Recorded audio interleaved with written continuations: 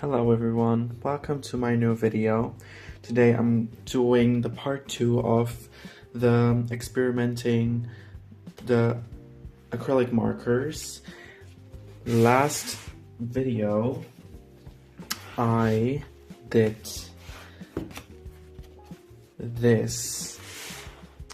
I did this spread, Zendaya with a crow, and today we're gonna do some landscapes, 2 landscapes to be precise, one here and the other here, to fill the last page and probably conclude this series that I have going on, which is trying out something new. This is the second part. I was planning to do 3 parts, but I already explained it in my previous video why this wasn't a video, but yeah. So now let's do this page.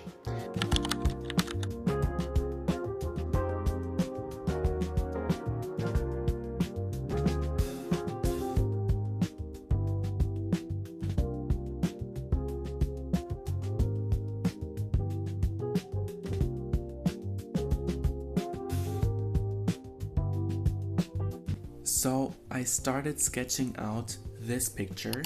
I really love this picture because it has so interesting shapes of mountains. So I really loved drawing this and sketching this out. I had a lot of fun sketching this out. This was actually my favorite thing to draw to date with the acrylic markers. It was so fun. This and the other picture that I'm gonna do.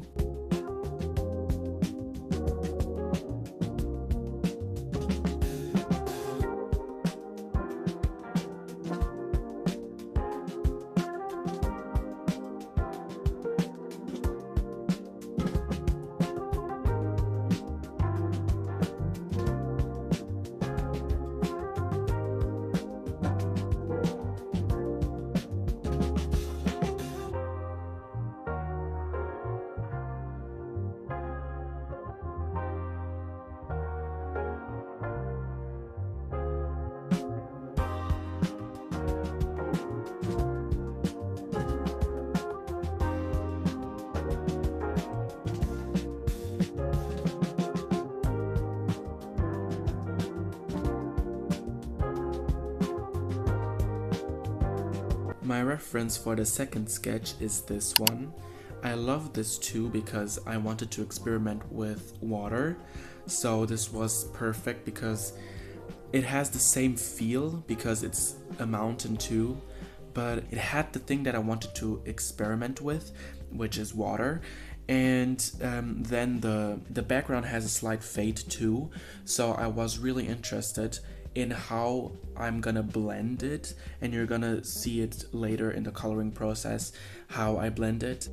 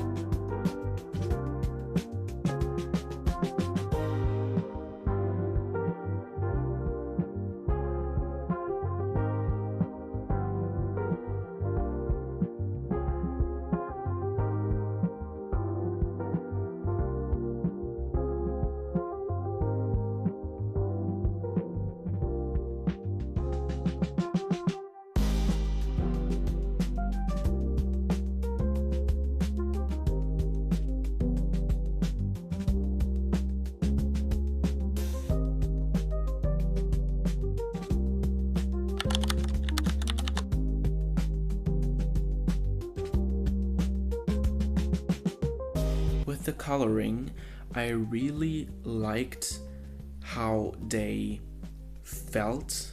On the first video, I said that they were a little bit juicy, too juicy. They weren't juicy anymore, that juicy anymore. So I think that it will get better from time to time. What I can say is these are not really the best ones to fill in big spaces, even though they are really fast in filling like big spaces. They aren't really good for that because they are streaky, and if you don't want that streakiness, I personally don't mind the streakiness, but if you don't want it, then it might be a problem. I did a different style too, like I did a more rough, messy style, which I actually really love. I'm trying to get more into this style because I don't want this perfect cookie cutter, realistic style anymore. There's nothing wrong with that style. I practiced it for a long time myself. I just am at a spot, at a place that I want to evolve, that I want to get more stylized with my art and not like perfectly photorealistic. So I love this style and I definitely want to continue using these markers for this style, and you can tell that I'm slowly adjusting myself to this style. Even the last few videos with the gouache paintings, they are more stylized and less perfect. Yeah, but I really liked how they felt. Again, like I said in the last video, you have to trust the process with these markers. At the beginning they look really rough and they look like a mess, but you just have to trust in yourself and trust that you're gonna build a good foundation and a good composition.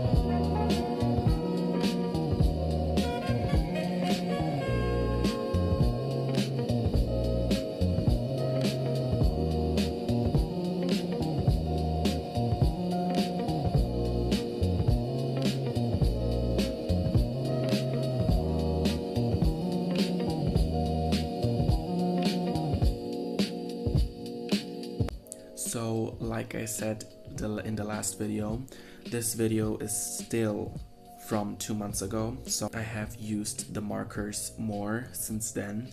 Not that much, but in the last few weeks I have been doing more art, and I have been using primarily the acrylic markers because they're new and I want to learn them. And yeah, they have still the issue with the juiciness, especially this dark gray.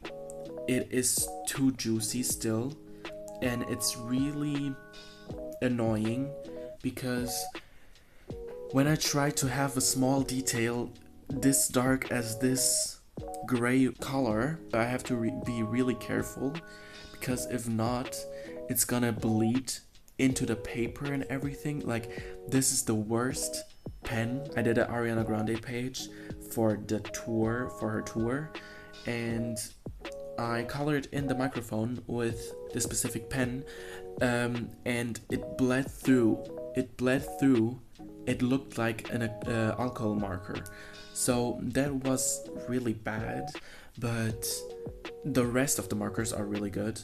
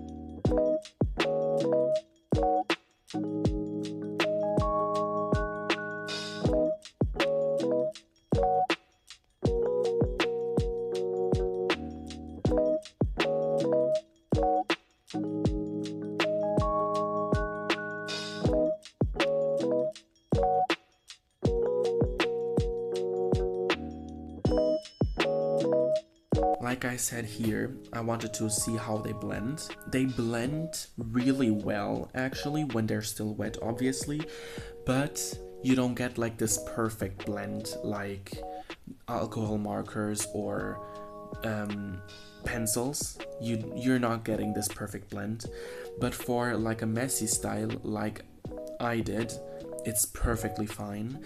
Then in this painting I wanted to switch up the coloring style. For the previous one I did from light to dark, and now I did from dark to light because I wanted to get the stone formation really well. So I started to do the shadows first, and it really helped a lot, and I would definitely recommend doing it this way. Don't get me wrong, the from light to dark, it's fine too, but I feel like from dark to light it's a better build up, because the furthest you go the darker it gets. So it makes sense to go from dark to light because the nearest point is the light parts, so the lights are only at the end. So I really would recommend it, not only for these pens, but in general, to go from dark to light. Obviously with mediums that can do that, probably colored pencils you won't do that, but yeah, just in general, I'm still learning that, but in general I would prefer from dark to light.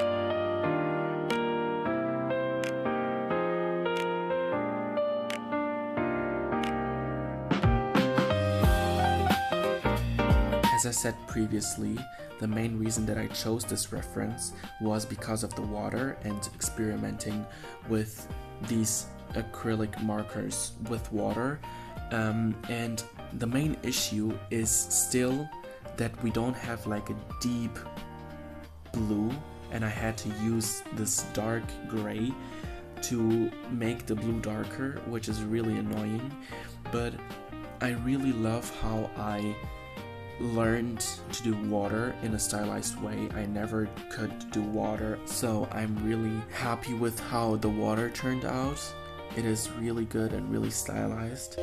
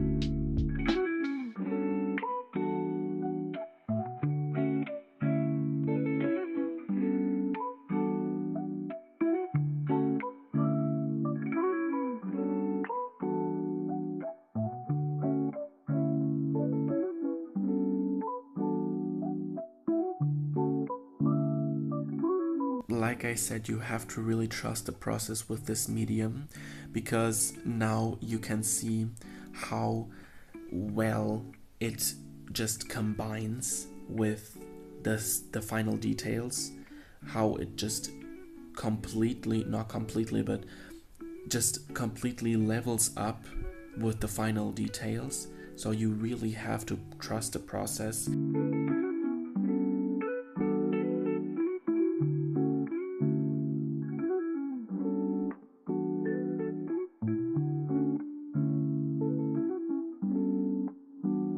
This is the end of the video.